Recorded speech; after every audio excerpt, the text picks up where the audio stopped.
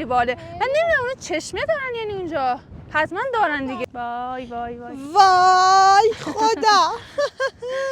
بچه‌ها منو همینجا بگوش براتونم خودم باید ببینم راحت. سلام بچه‌ها، صبحتون بخیر. الان ساعت 6 صبح. همونطور که دیشب گفتم قرار شد که یه جایی بریم که 1.5 ساعت تقریبا پیاده روی داره، فاصله داره تا اینجا. صبحانه رو می‌خوایم اونجا باشیم که بهش میگن زمانگ. فکر میکنم توی زبان کردی کرمانجی یعنی جایی که پشت به آفتاب باشه. یه جای خیلی بلندی، باد خیلی وحشتناکی جوری که دارن میگن میاد. دیگه لباس گرم پوشیدیم که وقت سردمون نشه. امیدواریم که بتونیم مسیر رو راحت برسیم به مقصد و صبحانه رو اونجا باشیم. با ما همراه باشید.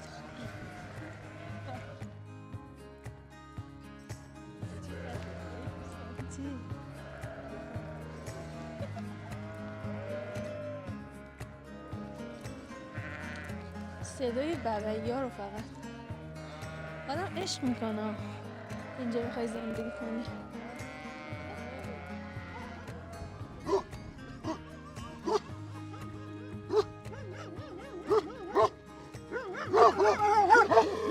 محلی هست چون که کلا توی فضا گذاشتن به هیچ عنوان گاز نمیگیرن، فقط پارس میکنن همینجوری. منظورم که من با دوستم داشت بازی کردیم اصلا هیچ کاری هم نداشتیم باشم. من خیلی از آن اینجوری درست رو خوابیده و باید هاشیم من گاز گرفتم بچه این زیادی سنگینه، شونم درد. تا یه بطری رو بده من یکم بریم هستی رو بس عوض کن.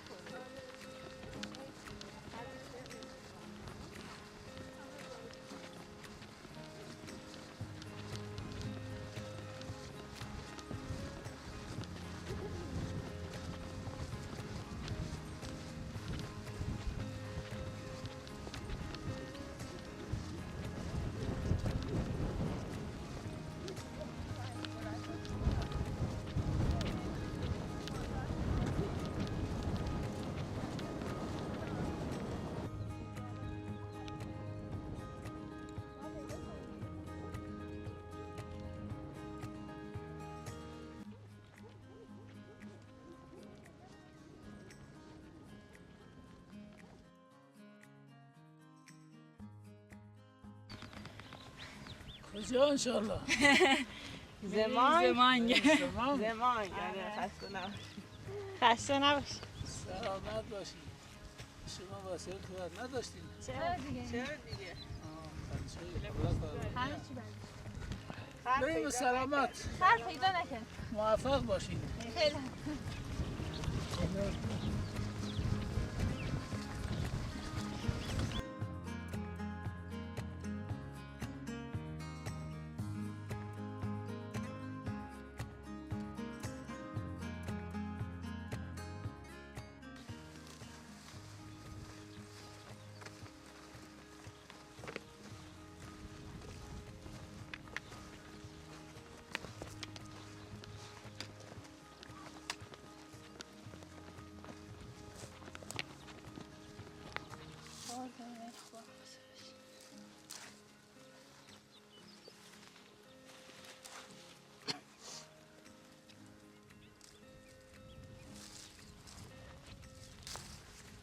چاقوه رو بده.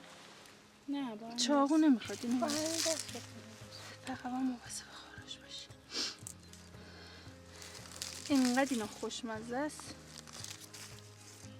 نصفش میدم. بیا بیا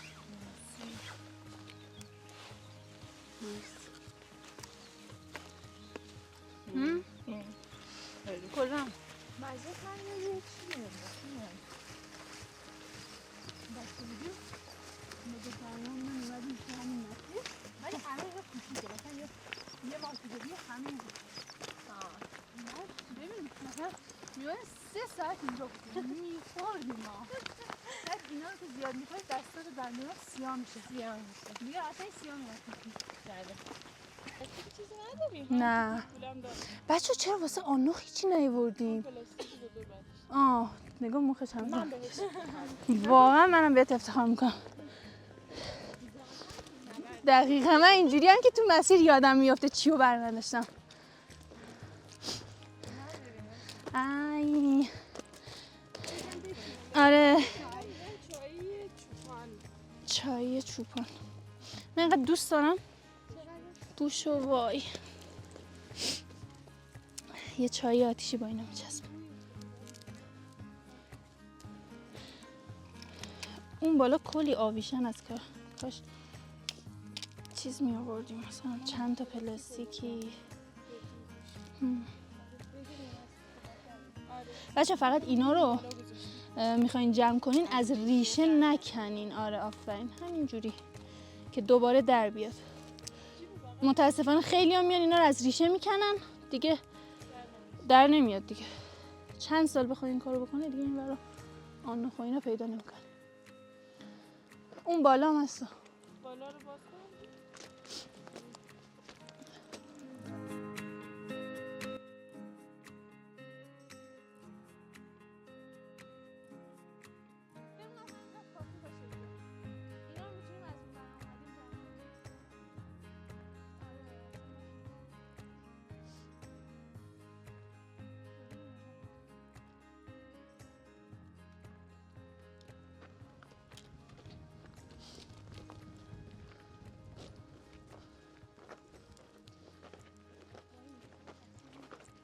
آره ببین اینجا مثلا چقدر بکر رو دست نخورده مونده نه؟ گوسفند کلا دهنش به هر جا که میخوره زرد میشه. با یه سنگی که یکم تیزه سرش مثلا این بزن جدا میشه. این قسمت خوبش باید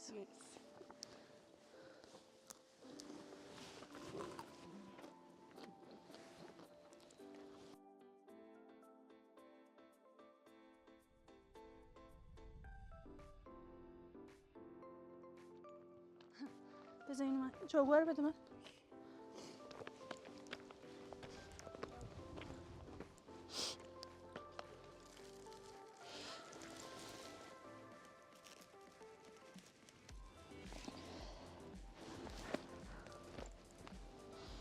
چقدر هم خار داره لعنتی.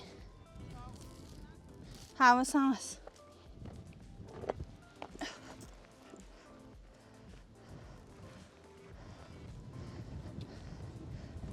بریم بیا چاقوها رو بگیر.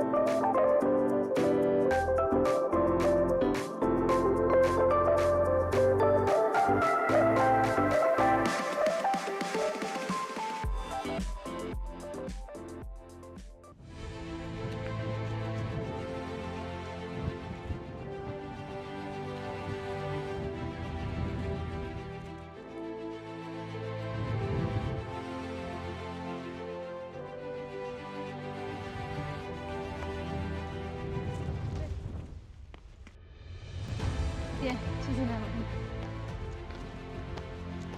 چه باد سردی میاد.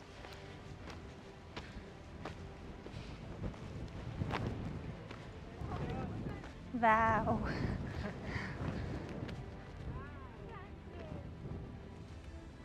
قشنگ مه اصلا این ور. چقدر سرده.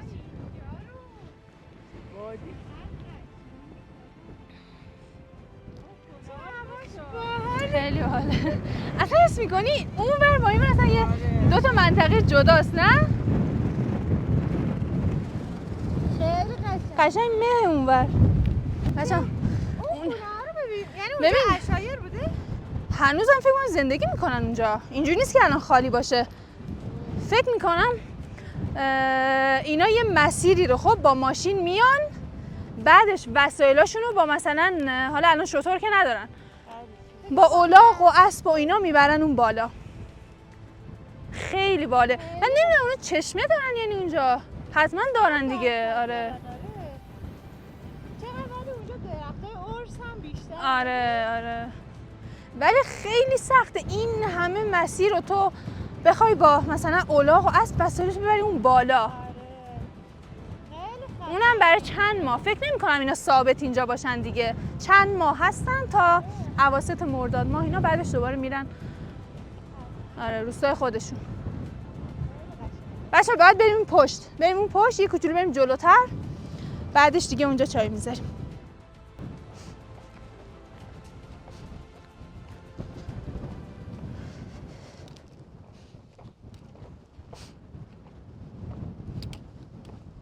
میگم محلا لباس گرم بردار، میگه نه اوکیه بریم. میگم اون بالا سرده، بلندیه.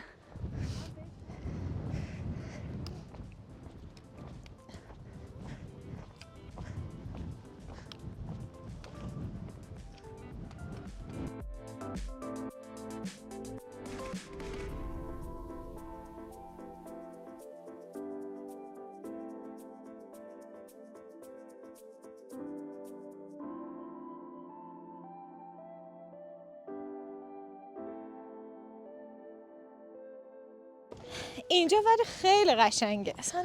ببین طبیعت روح آدم رو واقعا لمس میکنه. خیلی بعد محادثه اینجا انقدر یه جای بکر و مثلا چیزیه، بعد انقدر هم فاصلش زیاده مثلا نسبت به سطح شهر یا روستاهای اطراف. هر کسی اینجا نمیاد، یعنی جز معدود آدمایی هستیم که الان اینجا رو داریم از نزدیک میبینیم. آره یعنی جز اهالی خود روستا یا مثلا بعضی وقتا مهمون براشون میاد شاید بیارنشون اینجا، اونم کسایی که میتونن واقعا بیان این مسیرها رو. کسی دیگه این سمت ها نمیاد. ولی خب بعد اینجا انقدر بکره که پلنگ داره، آهو داره، گراز داره. خیلی آره الان که حالا در طول روزه احتمال اینکه ببینیم خیلی کمه، ولی آره خیلی بکر. آره. خیلی زیاد، خیلی قشنگه واقعا. بعد فکر کن توی هوای مه‌آلود و بارونی بیای، وای اصلا دیوونه کننده است. همین بزرگ روستا داشت صحبت میکرد، انگار یه خانومه اومده این سمت که چیز جمع کنه، آویشن و آنوخ و اینا جمع کنه. بعد مسیر رو میاد یعنی با گروه میانا. بعد برگشتنی دوستاش برمیگردن، این همینجوری که درگیر جمع کردن آنوخ و اینا بوده میگه که برین آره من پشت سرتون میام. بعد هوا انگار یه مقدار سرد بوده، بعد از ظهر هم بوده، مثلا ساعتای 4 اینا 4-5 اینا.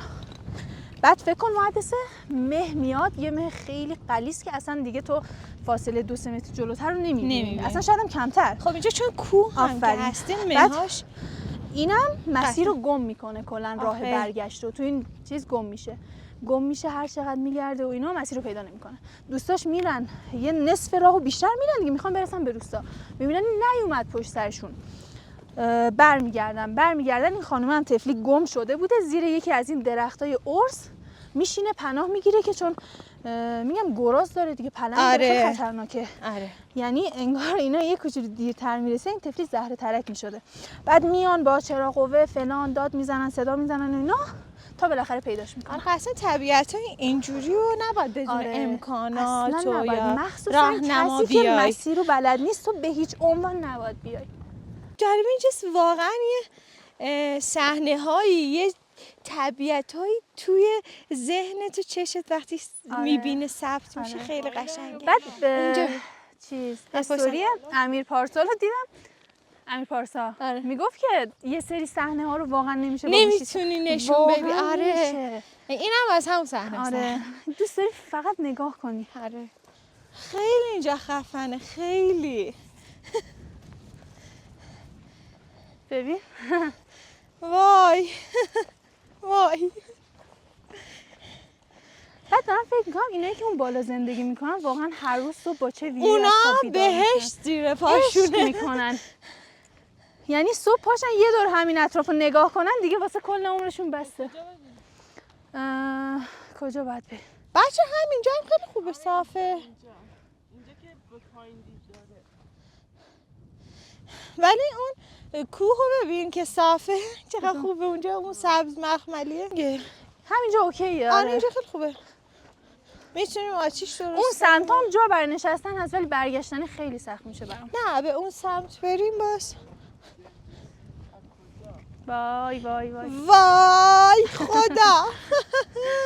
بچه‌ها منو همینجا بگوش براتونم خودم پای ببینم راحت. ببین این چیز اون سمت خب صخره‌اش خیلی چیزتره، وحشتناکتر و عمیق‌تره. بعد صحبت می‌کردم بزرگای روستا، یعنی از اونجا پایین رو نگاه می‌کنی؟ بعد میگفتم مثلا پلنگایی که توی این منطقه‌ن خب مثلا شکارشون رو آهوها رو یه جوری هدایتشون میکنن که بیان مثلا لب این صخره‌ها، بعد از ترس خودشون رو میندازن ته دره. خب بخوان بعد دیگه دیگه. بعد میرن ته دره مثلا میخورن شکارشون رو. دیگه اصلا نیازی نیست بخوان شکار کنن، از همینجا پرچه پایین دیگه شامشون جوره. آره رو به اون سمت هم میرفتیم خوب بود، ولی خب اینجا تو بلندیه. ببین من اینقدر دوست دارم این پایینو برم بگردم ولی اصلا نمیشه، برای این برگشتنی قشنگ دیگه آره 2-3 روز بعد تو راه باشی. آره آدم با امکانات بیشتری باید آره نه سخت میشه، خیلی سخت میشه دیگه. فکر کنم اون میشه صخره نوردی قشنگ باید. واقعا. آره اون دیگه از تخصص ما خارج. آره